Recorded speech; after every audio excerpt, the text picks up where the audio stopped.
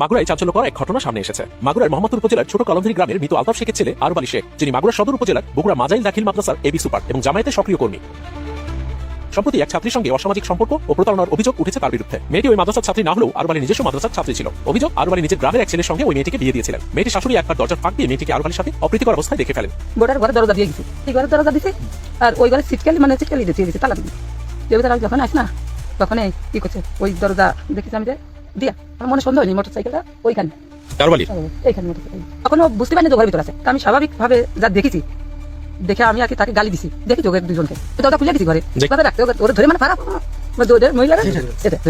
এরকম ধরে মানে আমি মহিলা 2025 সালের 20 ডিসেম্বর ধরা পড়ার পর আরব আলী পালিয়ে যান। পরে তার স্ত্রী ও বড় ছেলে স্বীকারোক্তি দিয়ে 4,50,000 টাকার নন জুডিশিয়াল স্ট্যাম্পে স্বাক্ষর করেন। তবে ঘটনা ধামাচাপা দেওয়ার জন্য আরব আলীর পক্ষ থেকে 2 লাখ টাকা ও তার পূর্বের স্বামীর পক্ষ থেকে 33,000 টাকা প্রদান করা হয় এবং মেয়েটির সঙ্গে তার পূর্বের স্বামীর তালাক সম্পন্ন হয়। ঘটনাস্থলে উপস্থিত এক মধ্যস্থতাকারীর গোপন অডিও রেকর্ড রয়েছে, যা প্রতারণার প্রমাণস্বরূপ। পরে 33,000 টাকা দিয়েছে, 33,000 টাকা 3,000 টাকা ওই ম্যারেজ মহিলা যে সারাসারি করছে ওনারই দিয়ে দেওয়া হয়েছে।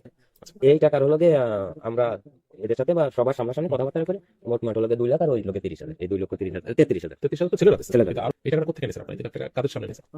এই মেয়ের পক্ষের সামনে মেয়েদের হাতেই দেওয়া হয়েছে। তখন কোথা থেকে টাকাটা গ্রহণ করছেন? এইখান থেকে আমাদের গ্রাম থেকে। মানে আপনার বাড়ি থেকে? না, আমার বাড়ি না, এই মেয়ের বাড়ি থেকে। ওই যে মেয়ের নানা বাড়ি। নানার নাম কি? মেয়ের নানার নাম হলো রব্বানি। রব্বানি সাহেবের বাড়ি থেকে? আপনি একাই ছিলেন না কেউ ছিল? ওই ওরাই ছিল, তারপরে ওই ছেলে পক্ষের থেকে লোকজন ছিল। ছেলে পক্ষে কি ছিল? ছেলে পক্ষের থেকে ওই ওদের নাম জানি না, আমি কারণ নামই জানি না, তবে ওই ছেলে পক্ষের চাইছিল 4-5 জন, ওরাই ছিল। ওরা দিয়েছে 33,000 আর আরব সাহেব এই অপ্রীতিকর ঘটনার জন্য 2 লাখ টাকা দিয়ে এই যে ধরেন কেস মামলায় গেলেও তো দুজনকেরই ক্ষতিগ্রস্ত হইতে হবে। কথা বুঝতে পারছি আমার কাছে বাস্তব জিনিস আমি বলে দিলাম না, গায়ে হাত দিয়ে কথা বুঝতে পারছি। একটা মীমাংসা করেছি, যদি আপনার কাছে আমি দাবি রেখে বলতেছি, যদি মনে করেন যে না এই মীমাংসা আসলে হবে না, তাহলে আসলে হবে না। এখন এই পর্যায়ে যাবে না ভাই, এই পবিত্র ঈদগাহ সামনে করে বলতেছি, খুদার কথা আমরা জানতাম না, যদি জানতাম অবশ্যই এর ভিতরে।